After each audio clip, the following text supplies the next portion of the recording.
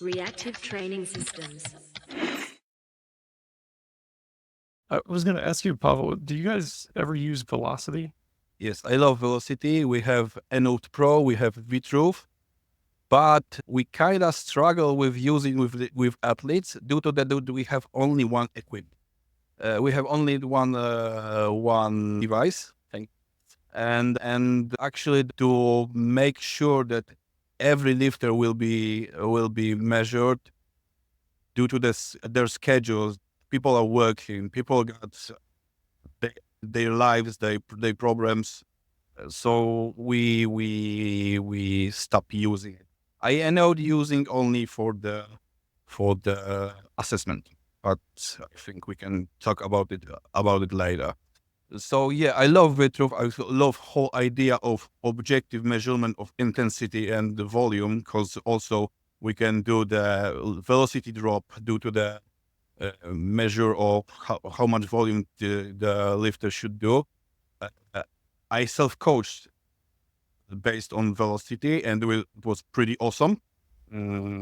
So yeah, but it and like we need more devices, and it would be going well.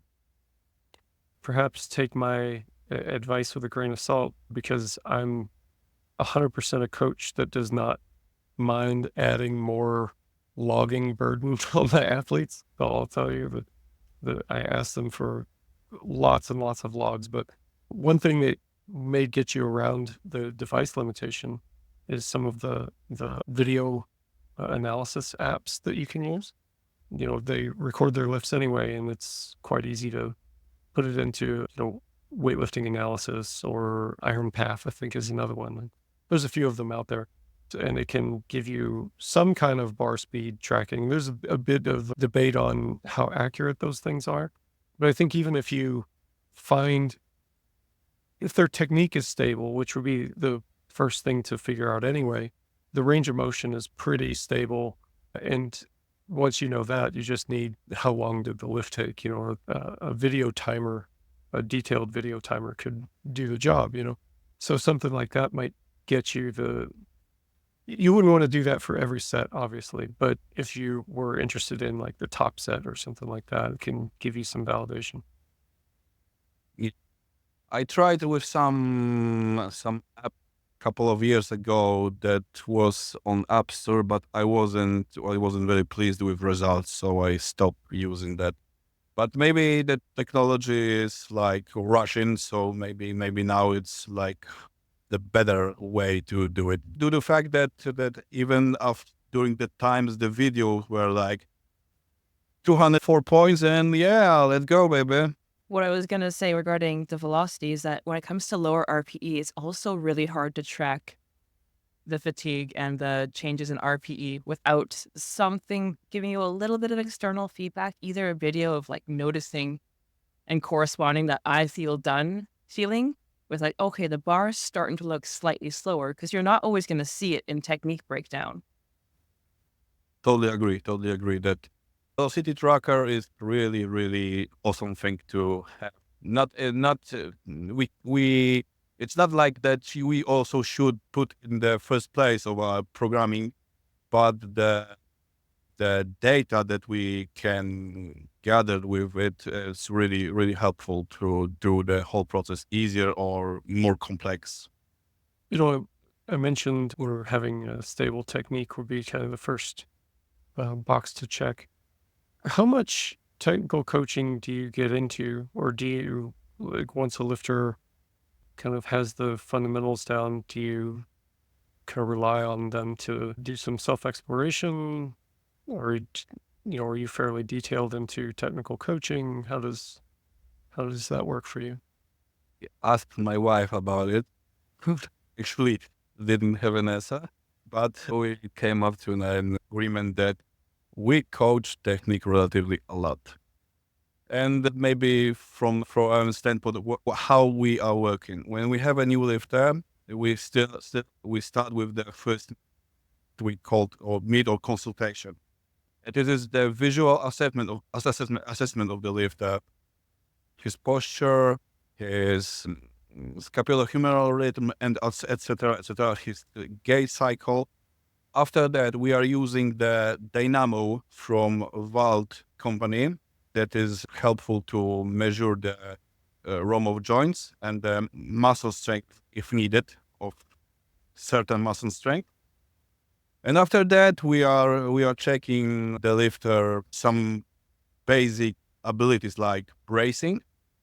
And after that, we are using the Note Pro and just do the visual and the visual, and with the help of Note Pro, also let's say digital assessment of the lifters of the lifter.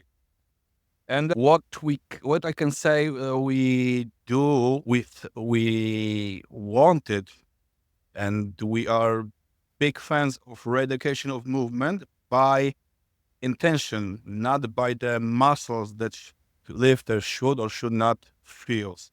So, for example, I will never give a clue to a lifter, retract your shoulder blades. I would rather to give him like something like put your chest up or put your sternum between legs of your spotter. So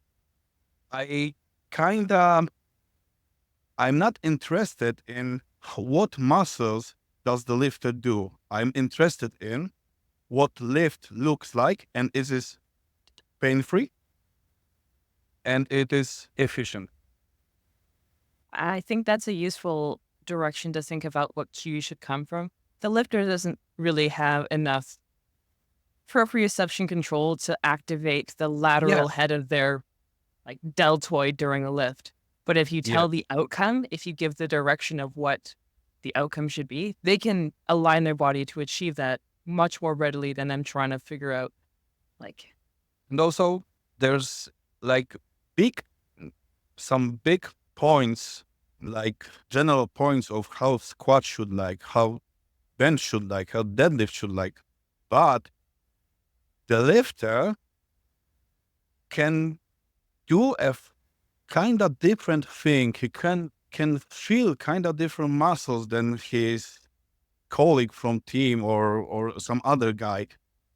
And I think it's pretty okay. It's pretty okay till the point, because it doesn't cause any injuries or any pain. So I don't feel like every lifter should feel their lats during the bench press. I feel it's nonsense. The bench press should be pretty looking good, be efficient, and be strong.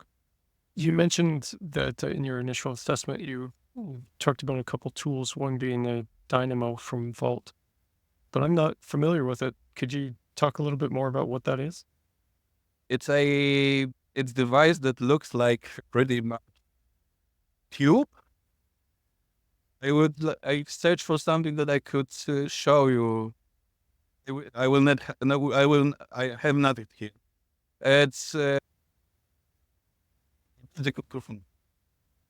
my wife I said tried that. to be my Okay, own. them got a little bit of the shape quality. So okay, Okay. and the first thing that was starts. We felt that will be really helpful in our job is that the range of motion that has ability to precisely check the range of motion on different joints in different actions, like in the let's say, for example, arm extension, arm flexion, or adduction, etc., etc.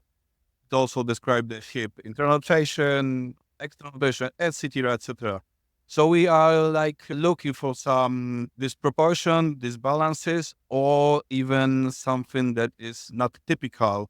Like if lifter is struggling with his thoracic extension, like with this movement, comparing to other lifters from his weight class or his sex.